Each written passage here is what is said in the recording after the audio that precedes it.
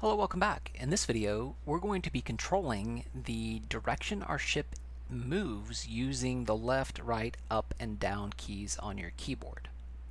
So before we get started, let's go ahead and press the play button and see what happens.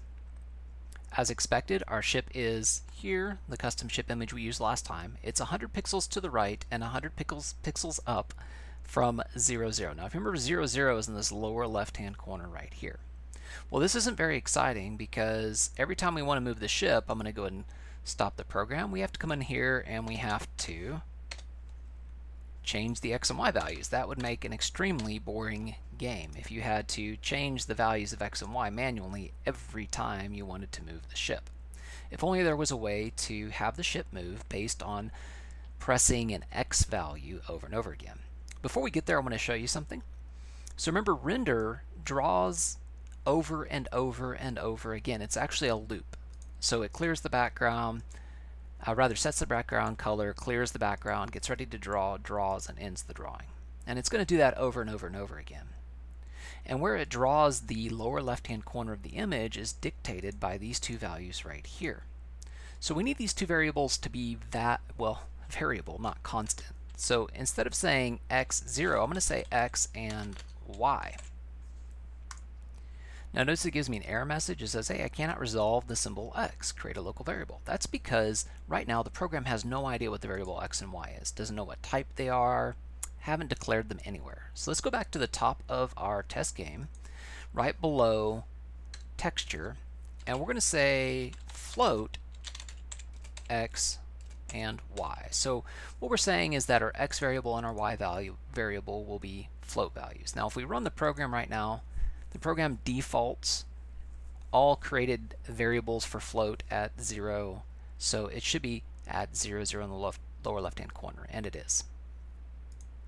Now let's suppose that I want to increase the x value by 10. Well, you can increment the x value by going x equals x plus 10. So this means that we're going to increase the value of x by 10 pixels every time the program loops through this render method. So it's going to clear the background, or rather set the background color, clear it, increase the x value by 10. I need to put x equals. Get ready to draw the image at the x and y coordinates and end the drawing. So that means every time it loops through, it should move the ship 10 pixels to the right. Let's go ahead and press play. Notice the ship is moving to the right. And we can do that again just to verify. Okay, it's working. Started the lower left-hand corner, moves to the right 10 pixels every time. Now, that's moving pretty quickly.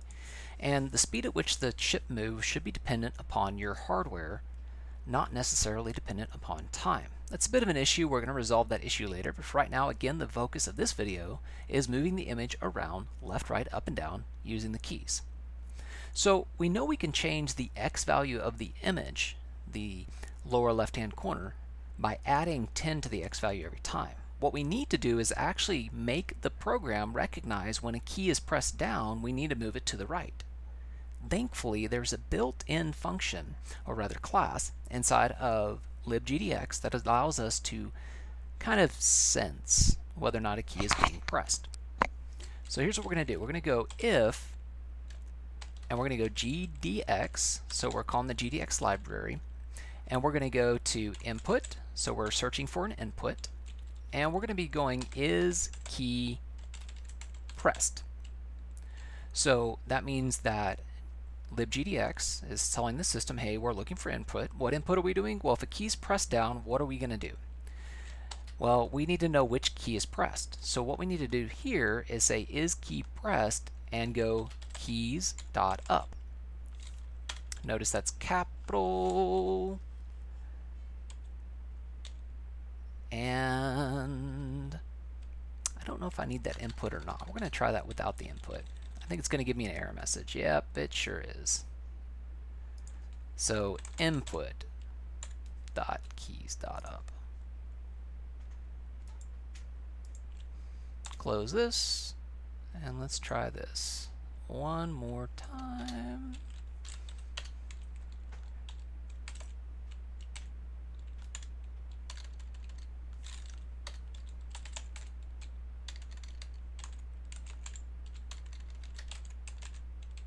There we go. So we don't want up. When we're moving to the right, we want the right arrow key, so we're going to go right. Okay. So if GDX input is key pressed, input.keys.write. Apologize for how long it takes. Now, what are we going to do if that is the case? Well, if this is pressed, we want it to do the following. We want it to say, open our curly braces, x equals x plus 10. Now we're going to start off just testing out if incrementing by 10 pixels gives us a pretty smooth movement. Let's run the program and press the right arrow key. There you go. It moves pretty quickly. Here's the issue though, and we're going to get there in another video. It moves off the screen. We need it to stop at the end of the screen. Again, we'll deal with that later. So that moved pretty quickly. Let's go ahead and make that a little bit less. I wasn't quite satisfied with how quickly that moved. Let's try x equals x plus 5. And now every time we hold down, it loops through the program. It's going to move it to the right 5 pixels. We'll deal with how smooth and how quick that is in a future video. For right now, we've got the keys pressed right. We need to do, that's right, we need to do left, we need to do up, and we need to do down. So all I did was I copied the if statement. And now let's do x minus 5 for going left. So we need keys dot left. All right, let's do up. So up should be y is equal to y plus 5. By the way, if you want a shortcut, you can go plus equal 5. So that means y is equal to y plus 5. And let's do down to subtract 5. So from the y value. Here, I forgot a parentheses. All right, so that means y, our y value would be equal to our y value minus 5. Or if you wanted to, you could say y minus equal 5.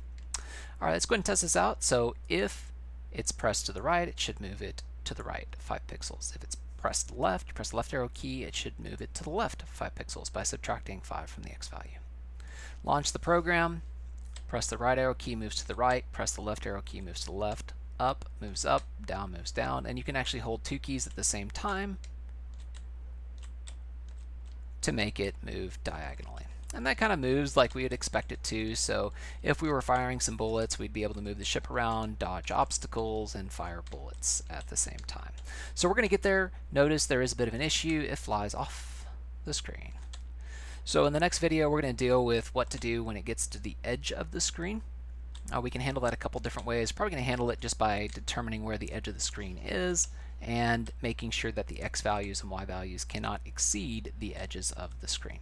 Again, that's it for now. Thank you for joining me on this next episode of creating our libGDX game. In the next video, again, we're going to deal with stopping at the edges of the screen. Thank you again. I look forward to seeing you in the next video.